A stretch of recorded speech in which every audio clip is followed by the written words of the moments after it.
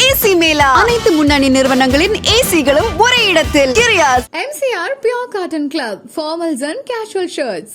Summer வந்தாச்சு, எங்க கிட்ட விட்டுருங்க, நாங்க பாத்துக்கிறோம். GT Holidays, South India's #1 travel brand. காரணம் என்னன்னா பேராசை. காரணம் யார் அப்படின்னா அமெரிக்காவும் இஸ்ரேலும். யார் உலகத்தை யார் வந்து அடித்தாலும் பரவாயில்ல, நாங்கள் வந்து பார்த்துக்கிறோன்ற அளவுக்கு டெவலப் பண்ணாங்க. அதனால் இப்போ வந்து ஈரானை வந்து பணிய வைக்க முடியாமல் திணறாங்க இஸ்ரேலும் அமெரிக்காவும் யூரோப்பியன் கண்ட்ரிஸும். ரொம்ப ஸ்ட்ராங்காக இருக்காங்களா சார்? பயங்கர ஸ்ட்ராங்காக இருக்குது. ஈரான் பயன்படுத்தின பேலிஸ்டிக் மிசைல்ஸ், அந்த மிசைல்ஸ் வந்து எவ்வளோ தூரம் போகும்? 15 மார்க் ஸ்பீட்னா 19,000 கிலோமீட்டர் பெர் ஹவர். இந்த ஹைப்பர்சோனிக் வந்து ஃபத்தா 1 and 2 போகுது. இப்போ நம்ம சென்னையிலேருந்து மதுரைக்கு ஒரு நிமிஷத்தில் போயிடலாம். ஸோ அவ்வளோ ஸ்பீடாக போகும். அந்த ஃபத்தான் நீங்கள் சொன்னது, அது ஃபத்தா 1, ஃபத்தா 2, அது வந்து ஹைப்பர்சோனிக். அது வந்து சப்போஸ் இதை நோக்கி வேறு ஏதாவது வந்து வேறு ஆப்ஜெக்ட் தாக்க வருது வச்சுங்களேன், அது ரூட்டை மாற்றி. அண்டர் கிரவுண்ட் பங்கர்னா என்ன? பங்கர் அப்படின்னாலே நிலத்துக்கு கீழே, இப்போ 110 அடிக்கு கீழே போனாலே ஸோ அது ஒரு பங்கர். அது இந்த ஆஃபீஸ் வந்து பங்கரில் ஒர்க் ஆகுதுன்னு அர்த்தம். ஈரானில் எக்கச்சக்கமாக வச்சுருக்காங்க. ட்ராக் வந்து ஃபுல்லாக அண்டர் கிரவுண்டில் போகுதுல்ல, அது மாதிரி அங்கே ட்ராக்கில் வந்து ஃபுல்லாக மிசைலாக அடுக்கி வச்சுருக்காங்க. இன்னொரு பக்கம் பார்த்தீங்கன்னா ட்ரோன்ஸாக வச்சுருப்பாங்க. அப்படின்னு அண்டர் கிரவுண்டில் அவ்வளோ வச்சுருக்காங்க. அந்த மிசைல்ஸ் ஃபுல்லாமே வெடிக்கக்கூடிய மிசைல் தான். ட்ரிகர் பண்ணால் தான் வெடிக்கும். சாதாரண மக்களையும் உளவேலையாக்கியிருக்காங்க. அவங்க வந்து காட்டி கொடுத்து தான் நிறைய விஷயங்கள் நடக்குது. இப்போ வந்து அந்த அலி கமலியோட இறப்புமே இந்த மாதிரி காட்டி கொடுத்து தான். அலி கமலிக்கு முன்னாடி வந்து ஹமாஸோட லீடர் இறந்தாரு, அதுக்கப்புறம் ஹிஸ்புல்லாவோட லீடர் இறந்தாங்க. எல்லாத்துக்குமே வந்து இந்த உளவாளி காட்டி கொடுக்கறது தான். அந்த பெரிய தலையை தூக்கியாச்சுன்னா ஈரான் வந்து தலையில்லாத முண்டமாயிரும். நம்ம வந்து ஒரு பொம்மை அரசை உட்கார வச்சு அந்த ஆயில் பூரா நம்ம கையில் எடுத்துக்குவோம். அப்போ வந்து சைனாவுக்கு ஆயில் கொடுக்க மாட்டோம், சைனா வந்து அடக்கிடலாம் அப்படின்னு ஒரு திட்டம் தான். அந்த திட்டம் வந்து இப்போ இவங்ககிட்ட எடுபட தலைகீழ மாறிடுச்சு. அணுகுண்டு இல்லை, ஆனால் அணுகுண்டு போட்டுருன்னு பயமுறுத்திக்கிட்டு இருக்காங்க. அது ஒரு பக்கம் நடந்துகிட்டு இருக்கு. ஏன்னா இவங்க கையில் அணுகுண்டு வந்து மிரட்டுறாங்க. அணுகுண்டு போட்டுருக்காங்க. அமெரிக்காவில் எவ்வளோ அணுகுண்டு இருக்குன்னு நினைக்கிறீங்க? 5200 அணுகுண்டு இருக்கான் அமெரிக்காவில். ரஷ்யாவில் 5800 அணுகுண்டு. இங்கே இஸ்ரேலில் வந்து 120 குண்டு இருக்குன்றாங்க. அதே மாதிரி பிரான்ஸில் இருக்குது, பிரிட்டனில் இருக்குது, வடகொரியாவில் இருக்குது. கையில் இப்போ இருக்கிற குண்டை வச்சு இந்த மொத்த உலகத்தையும் 200 வாட்டி அடிக்கணும்.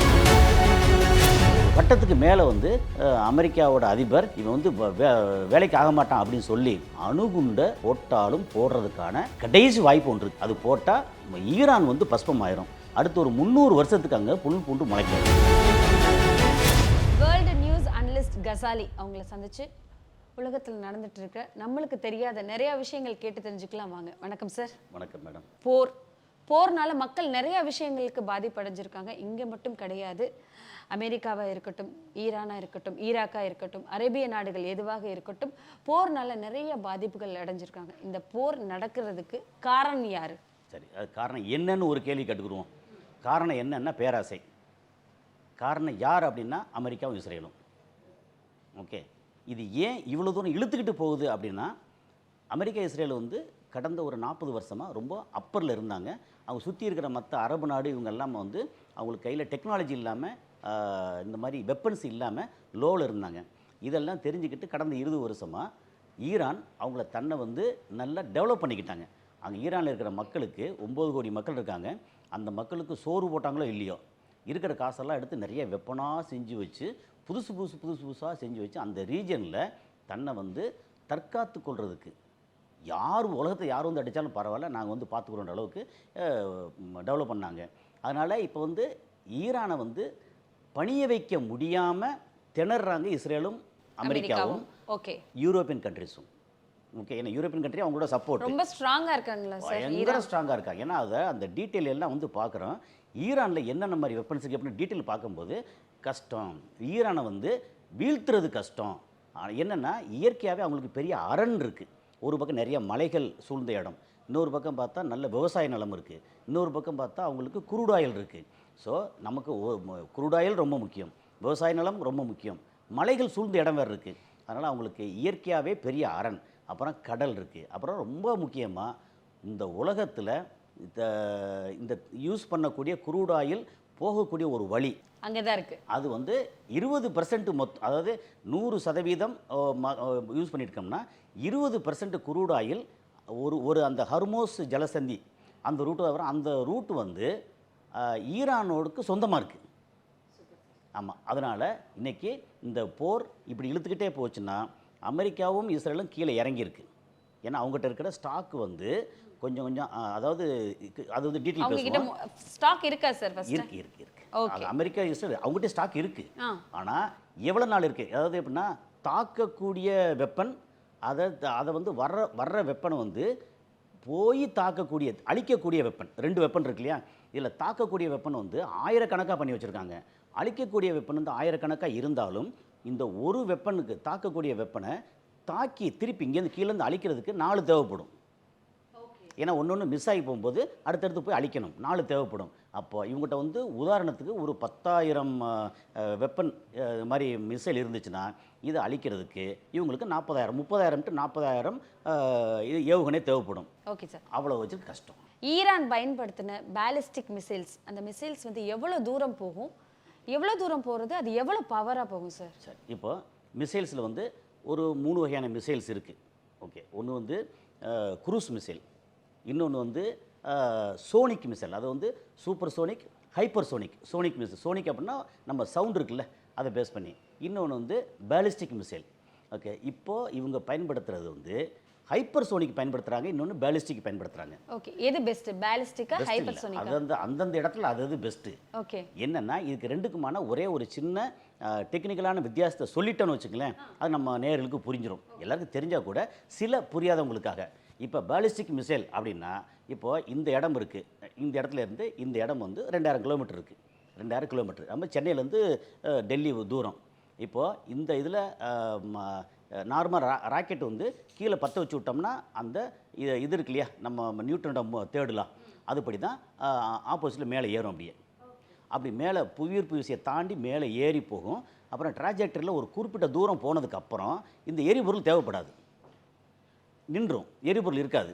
அப்போ அது என்னன்னா அந்த புவியீர்ப்பு விசை இருக்கு இல்லையா, அந்த விசையோட வேகத்துக்கு, இந்த போன வேகத்துக்கு அந்த விசை இருக்கு இல்லையா, அதை வச்சு அந்த ட்ராஜெக்டரியில் வந்து கீழே விழுவும். ஸோ இதுக்கு வந்து 50% தூரம் போகிறதுக்கு எரிபொருள் இருந்தால் போதும். இது பேலிஸ்டிக். ஓகே.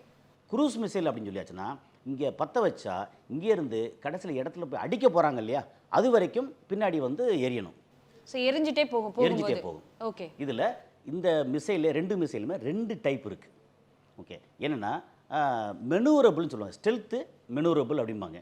ஸ்டெல்த் அப்படின்னா இந்த ரேடார் இருக்கு இல்லையா, அவங்களுக்கு வந்து இந்த தாடு சிஸ்டம், பேட்ரியாட்டிக் சிஸ்டம், அதுக்கப்புறம் எங்கேருந்து என்ன விமானம் வருதா, இது ஏவுகணை வருதான்னு பார்க்குறதுக்கு ரேடார் வந்து லேசர் ரேலில் போகும். அந்த ரேடார் கண்ணில் படாமல் போகணும். ஓகே, அந்த படாமல் போகிறதுக்கு பேர் வந்து ஸ்டெல்த்து. ஓகே, ஸ்டெல்த்தும்பாங்க. ஏன்னா அது நம்ம நிறைய கேள்விப்படுறோம், இது ஸ்டெல்த் மிசைல் அப்படிம்போம். ஸ்டெல்த் என்னன்னு தெரிஞ்சுக்கிறதுக்காக ரேடார் கண்ணில் படாமல் போகணும். அது படாமல் போகிறதுக்கு 2 விதத்தில் போக முடியும். ஒன்று வந்து இந்த ரேடார் வந்து இப்போ இந்த மாதிரி ஆரோ அடிக்கணும்னு வச்சுங்களேன், அந்த கீழே ஊடி போச்சுன்னா கண்ணில் படாது, மறைஞ்சு கீழே ஊடி போகிறது. அதுக்கு பெஸ்ட் எக்ஸாம்பிள் வந்து அமெரிக்கா வச்சிருக்க டொமஹாக் அப்படின்னு ஒரு ஏவுகணை இருக்குது. அந்த டொமஹாக் வந்து 2400 கிலோமீட்டர் தூரம் போகும், நல்ல ஸ்பீடில் போகும். இந்த ரேடார் கண்ணில் படாமல் கீழே கூடி, அதாவது பூமியிலேருந்து குறைஞ்ச உயரத்திலேயே வேகமாக போயிடும். ஸோ இது ஸ்டெல்த்து.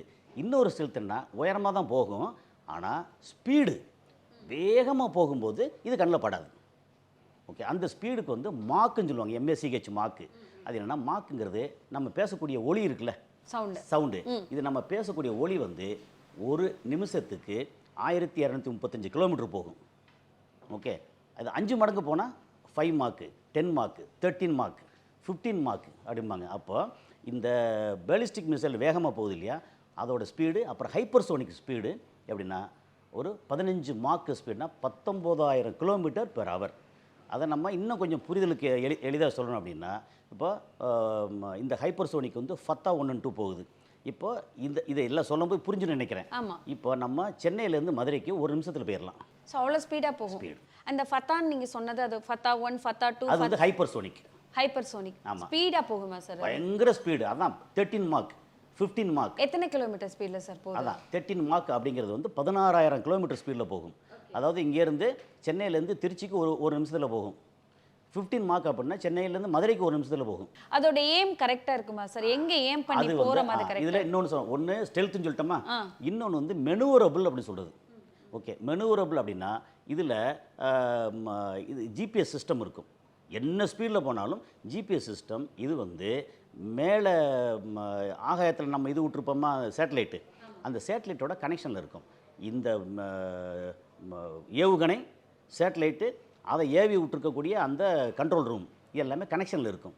இது வேகமாக போகும்போது முதல்ல ப்ரோக்ராம் பண்ணியிருப்பாங்க. இங்கேருந்து ஈரானில் டெஹரான் அங்கே பக்கத்தில் ஈரானில் இருந்து டெல்லவீவ் வரைக்கும் போகணும். அதுக்கான தூரம் என்ன, 1300 கிலோமீட்டர், 1350 கிலோமீட்டர் கரெக்டாக ஒரு இடத்த வச்சுருப்பாங்க. இப்போ ப்ரோக்ராம் பண்ணியாச்சுன்னா இது நேரம் வந்து அந்த சேட்டலைட்டோட கனெக்ஷன்லேயே போகும். ஓகே, அதுக்கு வேறு எதுவும் இல்லை, அந்த சேட்டலைட்டு இருக்க போய் தான் இது கரெக்டாக போகும். ஓகே, இப்போது இது நேராக போயிட்டே இருக்குன்னா, இப்போ பாலிஸ்டிக் ஏவுகணை இருக்குல்ல, அது பெரும்பாலும் மெனூரபிள் கிடையாது. நேராக போகும், அப்புறம் எரிபொருள் இருக்காது, புவியூர் பீஸில் கீழே விழுவும். அப்போ ஒரே ட்ராஜெக்டரியில் போகும், மாறாது. ஆனால் இது ஹைப்பர்சோனிக் இருக்குல்ல, அது வேகமாகவும் போகும். அது சப்போஸ் இதை நோக்கி வேறு ஏதாவது வேறு ஆப்ஜெக்ட் தாக்க வருது வச்சுங்களேன், அது ரூட்டை மாற்றிக்கிறோம். கைபர் ஷேக்கர்ங்கிறது ஒரு வகையான ஃபத்தா மாதிரி ஒரு வகையான ஏவுகணை. கைபர் ஷேக்கர்ங்கிறது ஒரு ஏவுகணை. கடர் அப்படிங்கிறது ஒரு ஏவுகணை. கைபர் ஷேக்கர் ஒரு ஏவுகணை. இது ஈரானோட ஏவுகணை. ஃபத்தா 1 and 2 ஃபத்தேன்னு ஒன்று இருக்குது, அது ஒன்று இருக்குது. இது ஃபத்தான்னு இருக்குது. ஃபத்தா ஹைப்பர்சோனிக். ஃபத்தேங்கிறது சூப்பர்சோனிக். அதோட ஸ்பீடு இல்லை ஹைப்பர்சோனிக் தான் ஸ்பீடு அதிகம். ஸோ இந்த மாதிரி இது பல விஷயங்கள் இருக்குது. இதே இது பார்த்தீங்கன்னா அமெரிக்காவில் இருக்க டொமஹாக் ரொம்ப ஃபேமஸ்ஸு. லோ லெவல்லே ரொம்ப வேகமாக போய் அடிக்க விடும். ஏன்னா இப்போ ஈரான்லேயே இவ்வளோ இருக்குன்னு வச்சுங்களேன், அமெரிக்கா அண்ட் இஸ்ரேலில் இதை தாண்டி வச்சுருக்காங்க. ஈரானோட தாண்டி ஏவுகணைகள் வச்சிருக்காங்க. ஏற்கனவே அவங்க பெரிய கிங்கில் அதில் அங்கே வச்சிருக்க ஏவுகணைகளோட பேர் எல்லாம் சொல்லுங்களேன் சார். அந்த பேர் பெருசாக தெரியல, ஏன்னா ரொம்ப ஃபேமஸ் டொமஹாக் தான்.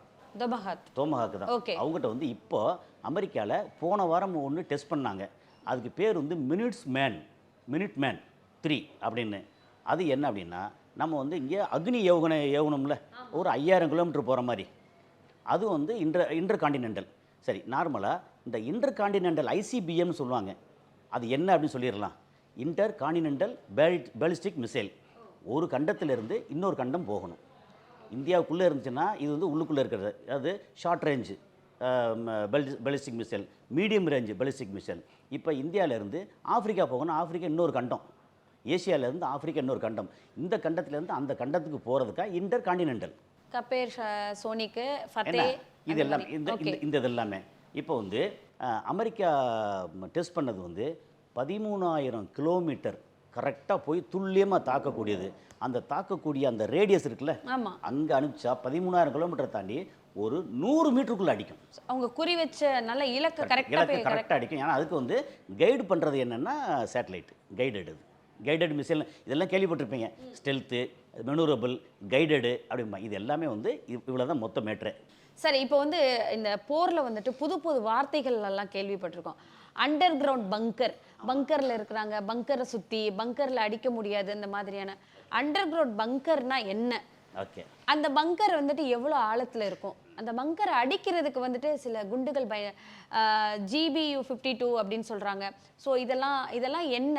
சரி, அந்த குண்டு போட்டால் அது எவ்வளோ தூரம் ஆழத்துக்கு போகும்? அதெல்லாம் கொஞ்சம் தெளிவாக சொல்லுங்களேன். ஓகே, இது எப்படின்னா, இல்லை பங்கர் அப்படின்னாலே நிலத்துக்கு கீழே. ஓகே, இப்போ நமக்கு ரொம்ப புரிதலுக்கு சொல்லுவோம். நம்மளுடைய மெட்ரோ ட்ரெயின் போகுது. ஓகே, இங்கே நம்ம LICக்கு கீழே இறங்குறோம் இல்லையா, அது எத்தனை அடி கீழே இருக்குன்னு நினைக்கிறீங்க? ஒரு 80 அடி 100 அடி 80 அடி கீழே இருக்கும். 80 அடி கீழே இருக்கும். ஏன்னா ஒரு கட்டத்தில் கீழே இறங்கி போனால் ஒரு 40-50 அடியில் ஆஃபீஸு, அதுக்கும் கீழே இறங்கி போனால் ட்ராக்கு. ஆமாம். ஓகே, அப்போ 100 அடி 110 அடி வந்துருமா? இப்போ 110 அடிக்கு கீழே போனாலே நம்ம வேறு எந்த வித்தியாசம் பார்க்கல, போனால் சாதாரணமாக போகிற மாதிரி போகிறோம். ஸோ அது ஒரு பங்கர். ஸோ அந்த மாதிரி இருக்கிற இடங்கள் தான் பங்கர். அவ்வளோதான், இது புரிதலுக்காக இது பங்கர். இதை அது ட்ரெயின் இல்லாமல் ஆஃபீஸாக கன்வெர்ட் பண்ணி வச்சுருந்தோம்னு வச்சுங்களேன். இப்போ நம்ம கலாட்டா ஆஃபீஸ் ஒரு 100 அடிக்கு கீழே வச்சுருக்கோம். அதுக்கு இறங்கி வர்றதுக்கு மேலேருந்து இந்த மாதிரி லிஃப்ட் இதெல்லாம் போட்டு வரணும்னு வச்சுங்களேன். அது இந்த ஆஃபீஸ் பங்கரில் ஒர்க் ஆகுதுன்னு அர்த்தம். பங்கரில் ஒர்க் ஆகுது, அவ்வளோதான். இது ஈஸியாக புரிஞ்சிடும். ஓகே, இந்த பங்கர் ஈரானில் எக்கச்சக்கமாக வச்சுருக்காங்க. ஓகே, அதில் இந்த இவங்களுக்கு தெரியும். இது எப்படி பங்கர் பஸ்டர்னு ஒரு குண்டு இருக்குது, GBU-52. அதை பற்றி பேசுவோம். அதுக்கு முன்னாடி அவங்க இந்த மாதிரி இஸ்ஃபஹான், ஃபார்டோ அண்ட் நட்டான்ஸ் அப்படின்னு 3 இடம் இருக்குது. 3 இடமும் எதுக்கு ஃபேமஸ் அப்படின்னா, இந்த அணு ஆயுதம் என்ரிச்மெண்ட் இருக்குல்ல, யுரேனியம் என்ரிச்மெண்ட்டு, அதுக்கு 2 இடத்துல என்ரிச் பண்ணுறாங்க. எப்படின்னா நட்டான்ஸ் அண்டு ஃபார்டோ என்ரிச் பண்ணுற இடம். இஸ்ஃபஹான்ற இடம் வந்து என்ரிச் பண்ண அந்த யுரேனியம் இருக்குல்ல, செறிவூட்டப்பட்ட சரி, யுரேனியம், ஆமா. அதை பாதுகாத்து வைக்கிற இடம். Okay okay. ஓகே, அது எவ்வளவு கீழே இருக்குது அப்படின்னா 300 அடி கீழே இருக்குது. ஆமாம், இதில் என்னென்னா கொஞ்சம் சில இடங்களில் மீன் சீ லெவலில் மலைப்பாங்கான இடம் இருக்கும் இல்லையா, நார்மல் லெவலில் இருந்தே அது வந்து ஒரு 100 அடி மேலே இருக்குது. அதுக்கு கீழே ஒரு 200 அடி தோண்டினா போதும். நம்ம இப்போ இங்கே வந்து இது மெட்ரோ ட்ரெயின் ஈஸியாக பார்த்துட்டோம்ல, இவ்வளோ தூரம் இடத்துல இறங்கி இவ்வளோ ஆழத்தில் இப்படி தோண்டி பண்ண முடியும் பண்ணிட்டோம். இதே நீங்கள் மெட்ரோ வந்து சென்ட்ரலில் போனீங்கன்னு வச்சுக்கோங்க, அதுக்கு இன்னொரு லெவல் கீழே வேறு இருக்குது. அப்போ அது 140 அடி 150 அடி வருமா? 150 அடியில் நம்மளால் அழகாக பண்ண முடியுதே. அவங்க வந்து 300 அடி 350 அடியில் பண்ணி வச்சுருக்காங்க. இதில் இன்னொரு முக்கியமான என்னென்னா, இந்த ட்ராக்கு வந்து ஃபுல்லாக அண்டர் கிரவுண்டில் போகுதுல்ல, அது மாதிரி அங்கே ட்ராக்கில் வந்து ஃபுல்லாக மிசைலாக அடுக்கி வச்சுருக்காங்க. அதுக்கப்புறம் மிசைல்ஸ் தான் அது நீங்கள் அந்த வீடியோ பார்த்துருக்கணுமே, வரிசையாக வந்து இந்த ரைட்டு லெஃப்ட்டு ஃபுல்லாக வந்து மிசைலாக தெரியும். இன்னொரு பக்கம் பார்த்தீங்கன்னா ட்ரோன்ஸாக வச்சுருப்பாங்க. அப்படின்னு அண்டர் கிரவுண்டில் அவ்வளோ வச்சுருக்காங்க. அந்த மிசைல்ஸ் ஃபுல்லாமே வெடிக்கக்கூடிய மிசைல்ஸ், வெடிக்கக்கூடிய மிசைல் தான். ட்ரிகர் பண்ணால் தான் வெடிக்கும், இல்லைன்னா அமைதியாக குழந்த மாதிரி இருக்கும் அது. ஸோ இந்த மாதிரி அண்டர் கிரவுண்டு. இதில் இன்னொரு முக்கியமான விஷயம் என்னென்னா, ஈரானில் அண்டர் கிரவுண்டில் ஏர்போர்ட் வச்சுருக்காங்க. ஆனால் அந்த ஏர்போர்ட் வந்து நார்மலாக வந்து மக்கள் பயன்பாட்டு உள்ள பெரிய ஃப்ளைட்டு மாதிரி இல்லாமல் இந்த மாதிரி ஃபைட்டர் ஜெட் இருக்குல்ல, அது வந்து ஃபைட்டர் ஜெட் இருந்தாலுமே நார்மலாக அதோட உடம்பு ரெக்கை அது எல்லாம் போகிற அளவுக்கு அகலமாக ஒரு 250 அடி கீழே வச்சுருக்காங்க. ஓகே, ஸோ இப்போ இவங்க வந்து பொதுவாக தலைவர்கள் இருக்கும்போது அவங்களுடைய பங்களா வீடு மேலே ஆஃபீஸில் இருக்குன்னு வச்சுங்களேன், அதுக்கு கீழே வந்து குறைஞ்சபட்சம் ஒரு 80-100 அடிக்கு கீழே தான் அவங்க வந்து ஆஃபீஸு சேஃபாக இருக்கிற இடம். ஓகே, ஒரு 100 அடிக்கு கீழே இருக்காங்க. கீழேருந்து இப்போ லிஃப்ட்டில் இறங்குறாங்க, அங்கே போகிறாங்க, உள்ளே போய் அங்கே பத்திரமா பாதுகாப்பாக இருக்காங்க அப்படின்னு. இப்போ நீங்கள் வந்து GBU-52 சொன்னீங்கல்ல, அதான் சார். இப்போ இதில் ஒரு கேள்வி கேட்குறேன் சார். கீழே ஃபுல்லாக மிசைல்ஸ் தான் வச்சுருப்பாங்க, அந்த இடத்துக்கு தான் பங்கர். அது வேற இடம். ஆமாம், அது வேற அண்டர் கிரவுண்டு, அண்டர் கிரவுண்ட் பங்கர் தான் அதுவுமே. ஸோ இப்போ அந்த இடத்த வந்து தாக்கணும்னு முடிவு பண்ணிட்டாங்கன்னா GBU-52 அந்த மாதிரியான நம்பர்களில் அந்த மாதிரியான பெயர்களில் இருக்கிற மிசைல்ஸை பயன்படுத்துகிறாங்க. அது எவ்வளோ எடை இருக்கும்? ஓகே, அது வந்து சில டன். அது வந்து எப்படின்னா அதோட வெடிபொருள் இதெல்லாம் வந்து அதோட எப்படின்னா அந்த மூக்கு இருக்கு இல்லையா, அந்த மூக்கு வந்து பயங்கர ஹெவி மெட்டலில் இருக்கும். ஓகே, எதுக்குன்னா தலைகீழே கீழே விழுதுன்னு வச்சுக்கலேன், நம்ம மண் அல்லது கல் பாறை இது எவ்வளோ ஹார்டாக இருக்கோ, ஹார்டாக இருக்கும்போது தொலைச்சிக்கிட்டு போகும். ஓகே, அப்புறம் ஒரு குறிப்பிட்ட அளவுக்கு பின்னாடி அது உடம்புல பின்னாடி வந்து வெடிபொருள் இருக்கும். ஸோ பின்னாடி தான் இருக்கும். பொதுவாக இந்த மற்ற ராக்கெட்ல எல்லாம் மூக்கில் வெடிபொருள் இருக்கும், என்ன கிளம்பி போய் அங்கே அடிக்கும் வெடிபொருள் இருக்கும். இது மூக்கில் வந்து வெடிபொருள் இருக்காது, பின்னாடி வெடிபொருள் இருக்கும். ஸோ வித்தியாசம் இது என்னென்னா, இது கீழே போகுதுன்னு வச்சுங்களேன், போகும்போது ரொம்ப ஹார்டாக இருக்கும், அதை துளைச்சிட்டு போகிறதுக்கு அதுக்கான கெமிக்கல் இருக்காங்க. அது வந்து டீட்டெயில் வேண்டியதில்லை, ரொம்ப பாடம் எடுத்த மாதிரி ஆகிடும். கீழே இறங்கி போகும். அதோட குணம் என்ன அப்படின்னா, பங்கர் பஸ்டர் குணம் என்னென்னா, தலைகீழே கீழே இறங்கும் இல்லையா, அப்படி இறங்கும்போது ஹார்டாக இருக்கிற இடத்த பூரா தொலைச்சிக்கிட்டு போகும். ஒரு குறிப்பிட்ட அளவுக்கு போகுது, ஒரு உதாரணத்துக்கு 150 அடி போயிடுச்சு. போனதுக்கப்புறம் அதுங்க வந்து எம்டியாக வந்து இடம் இருக்குது, அதுக்கு வந்து ஹார்டாக இல்லைன்னு வச்சுங்களேன் வெடிச்சிடும். ஹார்டாக இருந்தால் நகர்ந்து போகும், ஹார்டாக இல்லைன்னா வெடிச்சிடும். ஓ, அந்த மாதிரி அந்த டிசைன் அப்படி. அது எவ்வளோ தூரத்துக்கு சார் வெடிக்கும்? எவ்வளோ ஆழத்துக்கு அப்படின்னா, இது வந்து 200லேருந்து 220 அடிக்கு கீழே போகும் அது வரைக்கும். ஆனால் இவங்க வந்து வச்சுருக்க பங்கர் இல்லாமல் அதுக்கும் கீழே இருக்குது. அதுக்கும் கீழே இருக்குது. ஆமாம். ஸோ இவங்கள்ட்ட அதை தாண்டி வெடிக்க வைக்கிறதுக்கு அமெரிக்காலே பங்கர் பஸ்டர் இல்லை. அந்த பங்கர் பஸ்டரை வந்து கொண்டு வர்றதுக்கு B-2 பாம்பர்னு கேள்விப்பட்டிருப்பீங்க. ஒரு மாதிரி வந்து அந்த பறக்கிறதே ஃபுல்லாக பயங்கர வெயிட்டாக இருக்கும். அது அமெரிக்காலேருந்து கிளம்பி வரணும் அப்படின்னா அதுக்கு எரிபொருள் இருக்குல்ல, அது ஒரு வாட்டி ஃபுல்லப் பண்ணால் ஈரான் வரைக்கும் வர முடியாது. அப்போ இடையில வந்து வானத்தில் பறந்தபடியே அதுக்கு வந்து எரிபொருள் ஊற்றணும். அதுக்கு வந்து KCB-135 சம்திங், அது மாதிரி KC-135 அப்படின்னா அதுக்கு எரிபொருள் நிரப்புறதுக்கு இன்னொரு வகையான ஃப்ளைட்டு. இந்த மாதிரி பயங்கரமான டெக்னிக்கல் விஷயத்தில் அமெரிக்கன் வந்து கில்லாடி வச்சுருக்காங்க. இதை வந்து கொண்டு வந்து ஏற்கனவே போன வருஷம் ஜூனில் போட்டாங்க. இந்த 3 இடத்துலையும் போட்டாங்க, ஒரு 14 குண்டை போட்டாங்க. ஸோ அதான் பங்கர் பஸ்டர். ஹார்டாக இருக்கிற இடத்துல கீழே இறங்கும், சாஃப்டாக இருக்கிற வெடிக்கும், அப்படிங்கிறது பங்கர் பஸ்டர். ஓகே, இந்த பங்கர் பஸ்டரை யூஸ் பண்ணுறனால அந்த இடத்துல அந்த சுற்றுச்சூழல் வந்து எவ்வளோ தூரத்துக்கு பாதிப்படையும் சார்? பங்கர் பஸ்டர் இல்லை, ஜெனரலாகவே எந்த வெடிபொருளை வெடித்தாலும் சுற்றுச்சூழல் பாதிப்படையும். தீபாவளிக்கு நம்ம இங்கே பட்டாசு வெடித்தாலே அங்கே வந்து பூச்சி நாய் பூனை எல்லாம் கஷ்டப்படுது, நம்மளே வந்து மூச்சு திறனால கஷ்டப்படுறோம். டெல்லியில் வந்து மனுஷனை வாழவே முடியாதுன்ற அளவுக்கு வந்து ஏர் குவாலிட்டி மோசமாக இருக்குது இதனால் வெடினால் அப்படின்னு சொல்லி இப்போ கேட்டிருக்கோம். அப்போ அங்கே வந்து டன்னாக இது யூஸ் பண்ணுறாங்க, நைட்ரஜன் பேஸ்டு வெடிபொருள். அந்த சுற்றுச்சூழல் கண்டிப்பாக பெருசாக பாதிக்கப்படும். சார் பொதுமக்களுக்கு சார் இப்போ ஒரு டைம் வந்துட்டு ஹிரோஷிமா நாகசாகி வந்தது, அந்த இடத்துல இப்போ வரைக்குமே என்ன சொல்றாங்கன்னா பிறக்கிற குழந்தைகளுக்கு வந்துட்டு கருவில் நிறைய அந்த ரேடியேஷனால நிறைய குறைபாடுகளோட பிறக்கிறாங்க, நிறைய பிரச்சனைகள் வருது. இந்த மாதிரியான பூமிக்கு கீழே போற மாதிரியான குண்டு ஸோ வெடிச்சாலே ரொம்ப ஆழத்துல போய் வெடிக்குது. இதனால மக்களுக்கு பொதுமக்களுக்கு ஏதாவது பாதிப்பு? இதில் 2 வகை இருக்குது. சாதாரண நைட்ரஜன் பேஸ்ட் இது இருக்கு இல்லையா, இதில் ரேடியேஷன் வராது. ஓகே, அது வந்து அந்த கேஸு காற்றோட கலக்கும், எங்கேயாவது ஹார்டாக இருந்தால் கூட அடித்து பிச்சுக்கிட்டு போகும். ஏன்னா அது ஹீட்டு, ஸ்பீடு அண்டு கெமிக்கல், இது 3 தான் அந்த நைட்ரஜன் பேஸ்ட்டில். நீங்கள் சொல்கிற அந்த ஹிரோஷிமா நாகசாகி வந்து அணு ஆயுதம். அப்போ தான் முதல்ல கண்டுபிடிச்சி டெஸ்ட் பண்ணாங்க.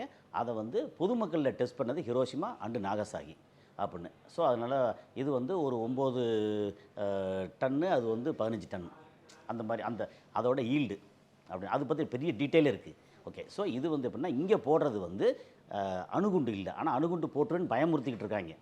அது ஒரு பக்கம் நடந்துக்கிட்டு இருக்கு. ஏன்னா இவங்க கையில் அணுகுண்டு வந்து மிரட்டுறாங்க, அணுகுண்டு போட்டுருக்கேன்னு மிரட்டுறாங்க. இப்போ அணுகுண்டுன்னு எடுத்தோம்னா ஒரு சின்ன தகவல் என்ன சொல்லுவோம்னா, மிரட்டுறது யாரு சார்? அமெரிக்கா தான் மிரட்டுறாங்க, அமெரிக்கா போட்டுருவோம்னு. என்ன காரணம்னா இவங்க வந்து அணுகுண்டு தயாரிக்கிறதுக்கு நைட்ரஜனை என்ரிச் பண்ணுறாங்க. ஓகே, ஸோ இப்போ அமெரிக்காவில் எவ்வளோ அணுகுண்டு இருக்குன்னு நினைக்கிறீங்க? 5200 அணுகுண்டு இருக்கான் அமெரிக்காவில். ரஷ்யாவில் 5800 அணுகுண்டு. சைனாவில் இப்போ எப்படின்னா மொத்த உதாரணத்துக்கு ஒரு மொத்த ஈரான் அழிக்கிறதுக்கு ஒரு 10 குண்டு போதும், இல்லை 8 குண்டு போதும். ஆனால் அவன் 5200 குண்டு வச்சுருக்காங்க. அவ்வளோ குண்டு எல்லாம் சேர்த்து வச்சுருக்காங்க. அதே மாதிரி சைனாவில் வந்து 800 குண்டு இருக்குன்றாங்க. நினச்சா 1300 குண்டு ஆக்கிடலாம். இந்தியாவில் 180 200 குண்டு இந்தியாவில் இருக்குது. பாகிஸ்தானில் ஒரு 170. இங்கே இஸ்ரேலில் வந்து 120 குண்டு இருக்குன்றாங்க. அதே மாதிரி ஃப்ரான்ஸில் இருக்குது, பிரிட்டனில் இருக்குது, வடகொரியாவில் இருக்குது.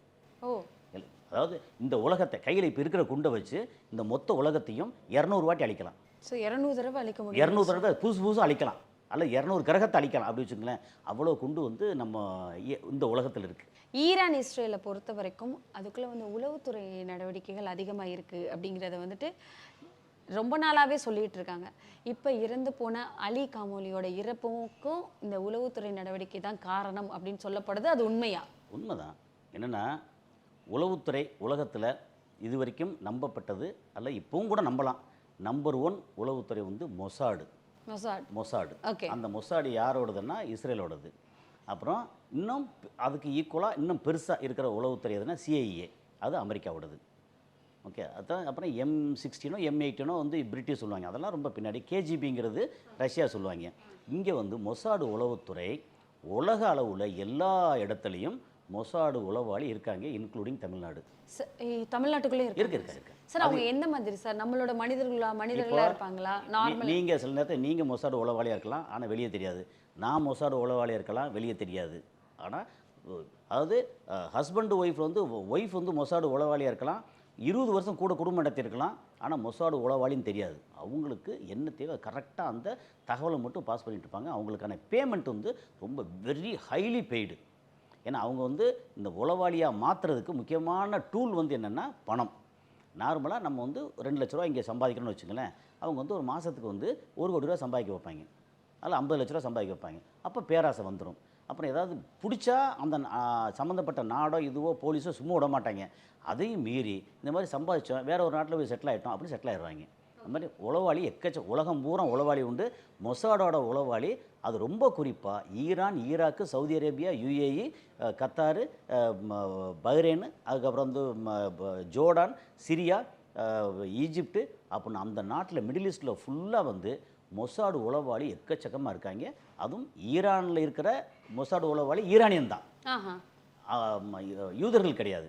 யூதர்கள் வந்து வேறு வேறு இடத்துல இருக்கலாம், ஆனால் அங்கே இந்த மக்களையே உளவாளி ஆக்கியிருக்காங்க. அப்புறம் பெரிய பதவியில் இருக்கிறவனையும் உளவாளி ஆக்கியிருக்காங்க, சாதாரண மக்களையும் உளவாளி ஆக்கியிருக்காங்க. ஸோ உளவாளி அவங்க வந்து காட்டி கொடுத்து தான் நிறையா விஷயங்கள் நடக்குது. இப்போ வந்து அந்த அலி கமலியோட இறப்புமே இந்த மாதிரி காட்டி கொடுத்து தான் மட்டும் இல்லை.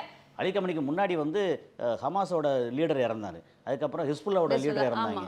எல்லாத்துக்குமே வந்து இந்த உளவாளி காட்டி கொடுக்கறது தான். அப்ப திட்டமிட்ட கொலை தான், திட்டமிட்டு தான் சாவடிச்சிருக்காங்க. கண்டிப்பா சொல்லித்தானே பண்ணாங்க. உங்களோட ஐடியாவே என்னன்னா இந்த அந்த பெரிய தலையை தூக்கியாச்சுன்னா அந்த கூட்டமே அழிஞ்சிரும். மொத்த ஈரான் வந்து தலையில்லாத முண்டமாயிரும். நம்ம வந்து ஒரு பொம்மை அரசை உட்கார வச்சு அந்த ஆயில் பூரா நம்ம கையில் எடுத்துக்குவோம். அப்போ வந்து சைனாவுக்கு ஆயில் கொடுக்க மாட்டோம். சைனா வந்து அடக்கிடலாம் அப்படின்னு ஒரு திட்டம் தான். அந்த திட்டம் வந்து இப்போ இவங்ககிட்ட எடுபட தலைகீழ மாறிடுச்சு. சார் இப்போ அலி கமால் இறந்ததுக்கு அப்புறம் வந்துட்டு ஈரான்ல வந்து தலைமை மாற்றப்பட்டிருக்கு. ஸோ இந்த தலைமை மாற்றதுனால இந்த போர் பதற்றத்துல ஏதாவது ஒரு பாதிப்பு ஏற்பட்டிருக்கா? ஒரு சேஞ்சஸ் இருக்குது. என்ன தெரியுமா, அலி கமேனி வந்து 86 வயசு. ஓகே, அவரோட 2வது மகன் இவர் இந்த சையது முஜ்தபா கமேனி கம்மி. 2வது மகன். ஓகே. ஓகே, அந்த 86 வயசு அலி கமேனி வந்து கொஞ்சம் மிதவாதி. சரி, வயசில் சரி போகிறாங்க, இப்போ எதுக்கு விட்டுருங்க, அந்த மாதிரி இது வந்து நியூக்ளியர் வெப்பன் வந்து பண்ண வேண்டாம், நம்ம இதுக்கு வந்து எதிரானது, மதத்துக்கு எதிரானது வேண்டாம் அப்படின்னு மிதவாதி.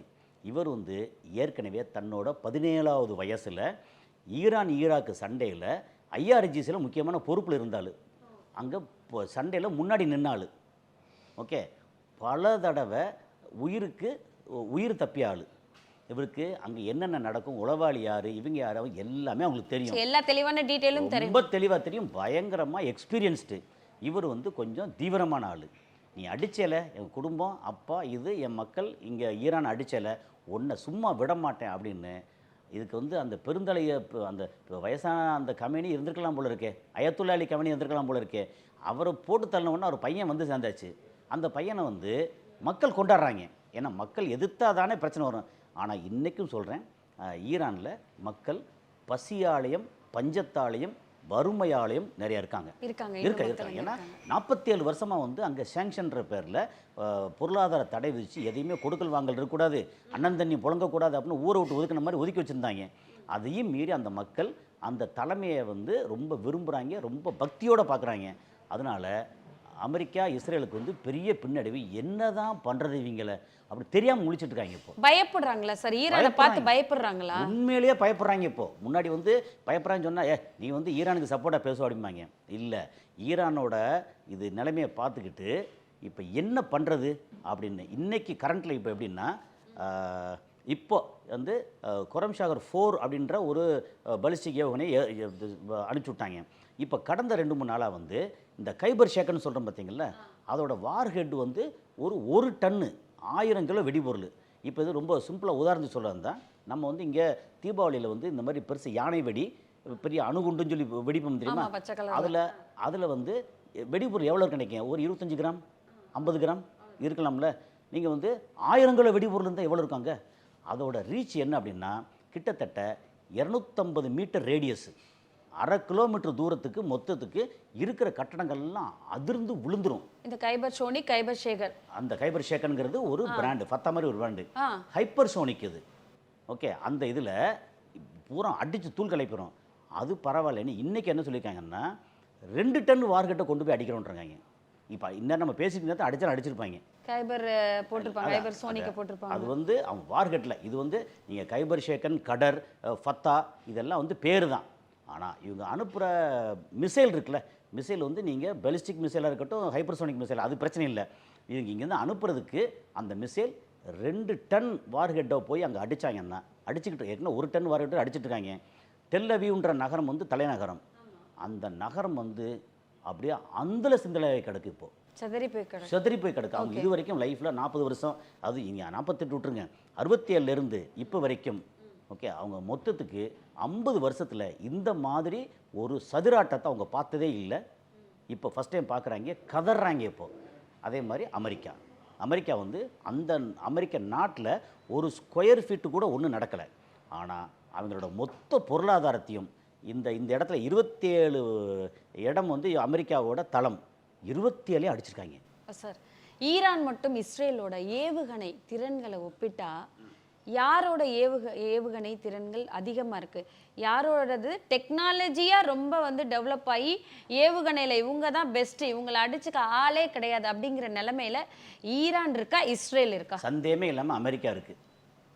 சந்தேகமே இல்லாமல் அமெரிக்கா கையில் ஏவுகணை இருந்துச்சுன்னா 2 பேரையும் தாண்டி அமெரிக்கா. இப்போ அமெரிக்கா கையில் இருந்துச்சுன்னா இஸ்ரேல் கையில் இருக்குன்னு அர்த்தம். அமெரிக்கா வேறு, இஸ்ரேல் வேறு இல்லை. கண்டிப்பாக சார். ஓகே, ஸோ இந்த டெக்னாலஜி திறன் அப்படின்னா சந்தேகம் இல்லாமல் அமெரிக்கா இஸ்ரேல் கையில் ஜாஸ்தி நல்ல திறன் இருக்குது. ஆனால் இதை வந்து ஈரான் வந்து திறன் இல்லையா அப்படின்னா அதை கம்பேர் பண்ண இதோட திறன் வந்து கொஞ்சம் குறைவு. ஆனால் எதை வச்சு மேட்ச் பண்ணுறாங்கன்னா இங்கே வந்து 1000 ஏவுகணை இருந்துச்சுன்னா இங்கே 10,000 ஏவுகணை இருக்குது. ஓகே, ஸோ இந்த குவான்டிட்டி இருக்கு இல்லையா, குவான்டிட்டி ப்ளஸ் இப்போ குவாலிட்டி, ரெண்டையும் சேர்த்து வச்சு ஈரான் வந்து ஒரு இடத்துல குமிச்சு வச்ச இடத்துல போட்டு அடிச்சிட்டாங்க. அடித்து நாங்கள் வந்து 80% அவங்களுடைய அம்யூனிஷன் அவங்களுடைய ஆயுதத்தை பூரா அடித்து உடைச்சிட்டோம் அப்படின்னு அங்கே பேட்டி கொடுக்குறாரு. அதுக்கப்புறம் பார்த்தா திருப்பி அடிச்சிட்டு இருக்காங்க. இப்போ அடித்து முடிச்சிட்டாங்க. அவங்க கையில் ஒன்றுமே இல்லை.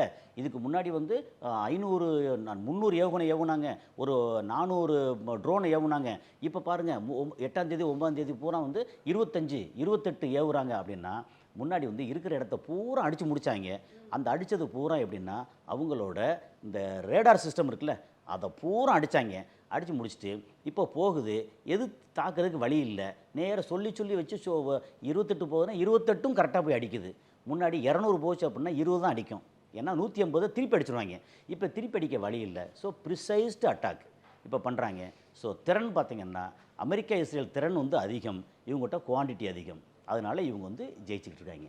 இஸ்ரேலோ ஈரானோ இப்போ ஏவுகணைகளை ஏவும் போது ரேடரில் சிக்காமல் இருக்க என்னென்ன டெக்னிக்கலாக என்னென்னத்தை யூஸ் பண்ணுவாங்க? தொழில்நுட்ப வழியாக நிறைய விஷயங்களை ஃபாலோ பண்ணுவாங்க.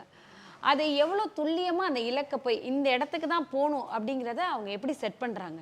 இது வந்து முதல்ல வந்து விளக்கியிருந்தோம். அது திரும்ப வந்து இந்த கேள்விக்கான பதிலாக சொல்லிடலாம். என்னென்னா ஃபஸ்ட்டு திங் வந்து ரேடார். ரேடார்னா என்ன? அது வந்து இந்த மாதிரி லேசர் ரே மாதிரி ரே அனுப்பும். அது எலக்ட்ரோ மேக்னெட்டிக் வேவ் அனுப்பும். அது அனுப்பக்கூடிய தூரம் இருக்கு இல்லையா, அது 1 கிலோமீட்டராக இருக்கலாம், 100 கிலோமீட்டராக இருக்கலாம், 500 கிலோமீட்டராக இருக்கலாம், 1000 கிலோமீட்டராக இருக்கலாம். ஓகே. ஸோ இந்த மாதிரி போகும். அதோட ஸ்பீடு எடுத்துன்னா நம்ம ஒளியோட ஸ்பீடு லைட் இருக்குல்ல, லைட்டு எலக்ட்ரோ மேக்னெட்டிக் வேவ், அதே மாதிரி அணுகுண்டில் வரக்கூடிய அந்த கதிர்வீச்சு, இது எல்லாமே கிட்டத்தட்ட ஒரே அளவுக்கு வேகம். ஓகே.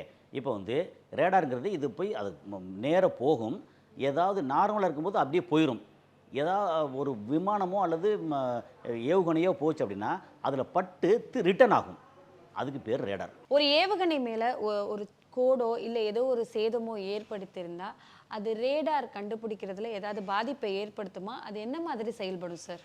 இது எப்படின்னா இந்த ரேடார் வந்து இதை சொன்னேன் electro magnetic wave. Okay.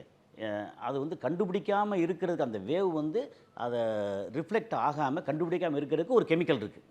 Okay. அந்த கெமிக்கல் வந்து அந்த மூக்கில் இதில் இந்த ஸ்டெல்த்து ஃபைட்டர் ஜெட் சொல்லுவாங்களே F-35, இது வந்து F-22 ராப்டர் அப்படின்னு சொல்லுவாங்க. அதில் வந்து சிலதெல்லாம் தடவிருப்பாங்க. இது வந்து ரொம்ப வேகமாக போகும், அது பிரச்சனை இல்லை. ஆனால் கீழே இருக்கும்போது நம்ம கையால் நகத்தால் கோடு போட்டால் அந்த கெமிக்கல் வந்து வந்துடும். அது டிஸ்டர்ப் ஆயிரும் சொல்லுவாங்க. ஓகே. அப்போ என்ன ஆகும்னா அந்த மேலே இருக்கிற கோட் இருக்குல்ல, அந்த மேலே இருக்கிற அடித்த அந்த பெயிண்ட்டு அது வந்து டிஸ்டர்ப் ஆயிருந்துச்சுன்னா அது அங்கே போகும்போது ரேடாரில் சிக்கிடும். அதனால் ரொம்ப கேர்ஃபுல்லாக அதை வந்து பொத்தி பாதுகாத்து வச்சுருப்பாங்க அப்படின்னு சொல்லுவாங்க. ஸ்கேன் பண்ணுற மாதிரியா சார்? ஸ்கேனிங் தான், வேற ஒன்று ரொம்ப எல்லாம் ஒரே டெக்னாலஜி தான். எல்லாம் ஒரே நம்ம வடிவேல சொன்ன மாதிரிலாம் அதெல்லாம் மாதிரிலாம் எல்லாம் ஒரே டெக்னாலஜி தான். சின்ன புள்ளி இருந்தால் கூட அந்த ஸ்கேனரில் சிக்கிடும் போய். ஆமாம், ஸ்கேனில் இங்கே இப்போ சிக்கிற மாதிரி நம்ம வந்து எக்ஸ்ரே எடுக்கும்போது எலும்பு எடுக்கிறத இப்போ கிராஸ் ஆகாது, ரிட்டர்ன் ஆயிரும். எலும்பு தெரியும், சதையில் அப்படியே தாண்டி போயிடும். அப்படிங்கிறது தான் அதே டெக்னாலஜி தான். போகும்போது அங்கே இது வந்து சிறுசாக இருக்குது, அது வந்து உயரத்தில் இருக்குது, அவ்வளோதான். இது போச்சுன்னா அந்த கெமிக்கல் வந்து அதில் ஏதாவது உறிஞ்சிருச்சு பட்டுச்சுன்னா அங்கே ஒரு ஆப்ஜெக்ட் போகிறது தெரியும், அவ்வளோதான். அதனால் அந்த கெமிக்கல் இன்னொன்று ஸ்பீடாக போயிடுச்சு அப்படின்னா அது வந்து கண்டுபிடிக்க முடியாதுங்கிறது தான். ஏன்னா ஸ்டெல்த்துன்னு ஏற்கனவே பேசணும், அந்த ஸ்டெல்த்து இது தான். இன்னொன்று டொமஹாக்னு ஒன்று பேசணும். அது வந்து இது போகிற ரேஞ்ச் இருக்குல்ல, அது அந்த இந்த மாதிரி ட்ராஜெக்டரியில் 45 டிகிரியில் போகுதுன்னு வச்சுங்களேன். இது வந்து 33 டிகிரியில் 30 டிகிரியில் போச்சு அப்படின்னா இந்த கண்ணுக்கு தெரியாது, அவ்வளோதான் வித்தியாசம். சார் இந்த பைலட்ஸ்லாம் இருப்பாங்கள்ல சார், இந்த ஃபைட்டர் பைலட்ஸ்லாம் வந்துட்டு என்ன மாதிரியான எச்சரிக்கைகள் கொடுப்பாங்க? ஸோ அவங்க கொடுக்குற எச்சரிக்கைகள்லாம் வந்துட்டு கொஞ்ச நாளைக்கு ரகசியமாகவே பாதுகாக்கப்படுமா, இல்லை சொல்கிறது எல்லா இடங்களையுமே ஸ்ப்ரெட் ஆகுமா சார்? அதாவது நீங்கள் மிலிட்ரின்னு போயிட்டாலே வந்து பப்ளிக்காக எதுவும் சொல்ல மாட்டாங்க. அப்புறம் இன்னொன்று அவங்க ஒவ்வொருத்தருக்குமே இஸ்ரேல் அந்த பைலட்ஸ் இருக்காங்க, ஃபைட்டர் ஜெட்டோட ஃபைட்டர் ஜெட் என்ன செய்வோம், F-15, F-16, 18A, அதுக்கப்புறம் 22 ராப்டர், F-35, இந்த மாதிரி ஃபைட்டர் ஜெட்டு. அந்த பைலட் வந்து சம்மந்தப்பட்ட கண்ட்ரோல் ரூமுக்கு சொல்லக்கூடியது கோடு வேர்டாக தான் இருக்கும். அவங்களோட பேச்சு அது எல்லாமே கோடு வேர்டில் தான் இருப்பாங்க. ஆமாம், கோடு வேர்டில் தான் இருக்கும். ஓகே. அது வந்து சப்போஸ் இடைமறித்து வேறு யாராவது கிராஸ் பண்ணி அதை கேட்டால் கூட அது வந்து மாதிரி இந்த இந்த நம்ம இது என்ன காலகையர் பேசுகிற மாதிரி ஒரு WHT. யாருக்கு யாருக்கு தெரியும் AMT அப்படி இது என்னமோ சொல்கிறாங்கப்பா அப்படின்னா அதை வந்து அதை டீகோட் பண்ணி பார்க்குறதுக்கு ஒரு கூட்டம் இருக்கும்.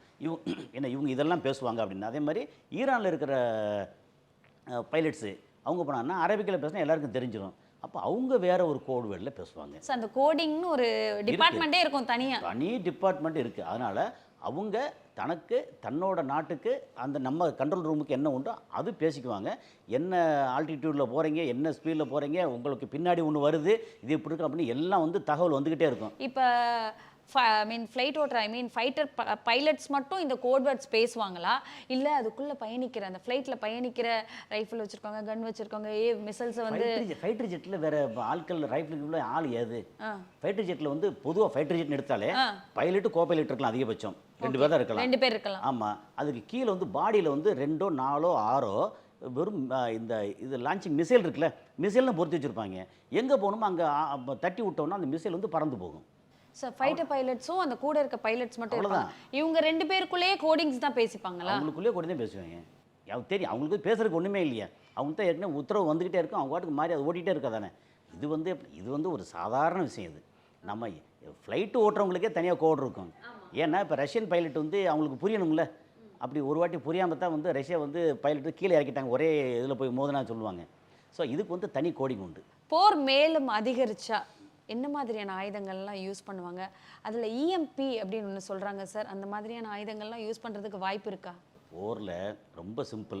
ஒருத்தர் வந்து போர் நடக்கும்போது எப்போ முடிவுக்கு வரும்? ஒருத்தர் வந்து மிரட்டினா இன்னொருத்தர் பணிஞ்சிடணும்.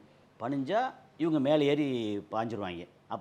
இப்போ உதாரணத்துக்கு அமெரிக்கா ஸ்ட்ராங்காக இருக்குது, இஸ்ரேல் ஸ்ட்ராங்காக இருக்குது, ஈரான் வந்து வேறு வழி இல்லை பணிஞ்சிட்டாங்க அப்படின்னா போர் முடிவுக்கு வந்துடும்.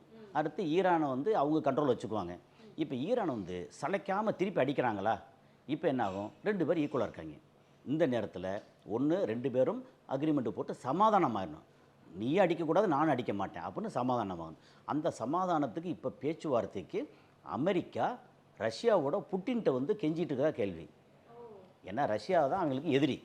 இப்போ புட்டின்கிட்ட கெஞ்சிட்டு இருக்கா கேள்வி. புட்டின் வந்து ஓகே நான் பண்ணுறேன் அப்படின்னு சொல்லியிருக்காராம். ஓகே, இதை தாண்டி வந்து ஒரு கட்டத்துக்கு மேலே வந்து அமெரிக்காவோட அதிபர் இவன் வந்து வேலைக்கு ஆக மாட்டான் அப்படின்னு சொல்லி அணுகுண்டை போட்டாலும் போடுறதுக்கான கடைசி வாய்ப்பு ஒன்று இருக்குது. அது போட்டால் ஈரான் வந்து பஸ்பமாயிரும். அடுத்து ஒரு 300 வருஷத்துக்கு அங்கே புல் பூண்டு முளைக்காது. அதுக்கான ஒரு கடைசி கட்ட வாய்ப்பும் இருக்கிறதா சொல்கிறாங்க. ஆனால் அதுக்கு வந்து சான்சஸ் இருக்குல்ல, 90% சான்ஸ் இல்லை, 95% சான்ஸ் இல்லை, 5%. நம்ம ட்ரம்ப் வந்து ஒருவேளை சில நேரம் இந்த 5% ஏதாவது எடுத்துடலாம். அதுக்கு தான் டூம்ஸ்டே அப்படின்னு சொல்லி ஒரு ஃப்ளைட் இருக்குது. டூம்ஸ்டே அது ஒரு மாதிரி சொல்லிட்டு இருப்பாங்க. அதை வந்து வெளியில் ஓடிக்கிட்டு இருக்க அந்த ஃப்ளைட்டு அப்படின்னு சொல்லிட்டு இருக்காங்க. டூம்ஸ்டேங்கிறது கதிர்வீச்சு வந்தால் கூட அதை தாக்காத ஃப்ளைட் அது. சார் இப்போ நீங்கள் சொல்கிறீங்களே சார், சமாதான பேச்சுவார்த்தைக்காக வந்துட்டு ட்ரம்ப் வந்து புட்டின்கிட்ட கேட்டுக்கிட்டு இருக்காங்கன்னு, சமாதானம் ஆவதற்கு ஏதாவது ஒரு சின்ன வாய்ப்பாது இல்லை? வாய்ப்பு இருக்குது. என்னன்னா இப்போ ஏன் வந்து இந்த அடி இருக்குல்ல, ஈரான் வந்து இஸ்ரேல் அடிச்சுக்கிட்டு இருக்காங்க. ஈரான் வந்து அடியே வாங்கலை அப்படின்னா ஈரான் வந்து ஒத்துக்க மாட்டாங்க. நான் வந்து சமாதானத்துக்கு ஏன் வரணும் ஒத்துக்க மாட்டாங்க. ஈரானும் பெரிய அளவுக்கு அடி வாங்கியிருக்காங்க. அமெரிக்காவில் உள்ள ஒரு பள்ளிக்கூடத்துலையோ இஸ்ரேலில் உள்ள பள்ளிக்கூடத்துலையோ இந்த மாதிரியான ஒரு குண்டு போட்டு இந்த மாதிரியான உயிர் சேதம் ஏற்படுத்திருந்தா அவங்க என்ன மாதிரியான நடவடிக்கை? உலகத்திலே வேற மாதிரி லபன் கத்தி இப்படியா அப்படியா தேர் வார் கிரிமினல், ஒரு குழந்தை இப்படி பண்ணிட்டாங்களே அப்படின்னு அழிச்சாட்டியம் பண்ணியிருப்பாங்க. அதாவது எப்படின்னா, எனக்கு வந்தால் ரத்தம், உனக்கு வந்தால் தக்காளி சட்னி. அதுதான் அமெரிக்காவோட ஆரம்ப காலத்தில் இருந்தே. ஆனால் இப்போ என்ன நிலைமை ஆகுது அப்படின்னா, அமெரிக்காவோட பவர் கீழே இறங்கிட்டு இருக்கு. அவங்களோட டாலர் வேல்யூ இருக்குல்ல, அது வந்து கீழே இறங்கிட்டு இருக்கதா தெரியுது. ஆக்சுவலாக டாலர் வேல்யூ எப்போவுமே ஒரு நாட்டை வந்து அடிக்கணும் அப்படின்னா நேராக போய் அடிக்க வேண்டியதில்லை. அவங்களுடைய பொருளாதாரத்தை முடக்கிட்டால் போதும், நாடு கீழே இறங்கிடும். எப்போ சொல்லுவாங்க, ஒரு வீட்டில் ஒருத்தர் இருக்காங்க, ஒரு வீட்டை வந்து முடக்கணும் அப்படின்னா அவங்களுடைய கடையோ ஏதோ தொழிலை வந்து அடிச்சிட்டா போதும், அப்புறம் வீடு முடங்கிடும். அது மாதிரி இந்த நாட்டை முடக்கிறதுக்கு அவங்களுடைய கரன்சி வேல்யூ கீழே இறங்கிட்டு இருக்கு அப்படிங்கிறத மேட்ரு. கிரியாஸின் ஏசி மேளா, அனைத்து முன்னணி நிறுவனங்களின் ஏசிகளும் ஒரே இடத்தில். கிரியாஸ் MCR Pure Cotton Club, formals and casual shirts. Summer வந்தாச்சு எங்க கிட்ட விட்டுருங்க நாங்க பாத்துக்கிறோம். GT Holidays, South India's #1 travel brand.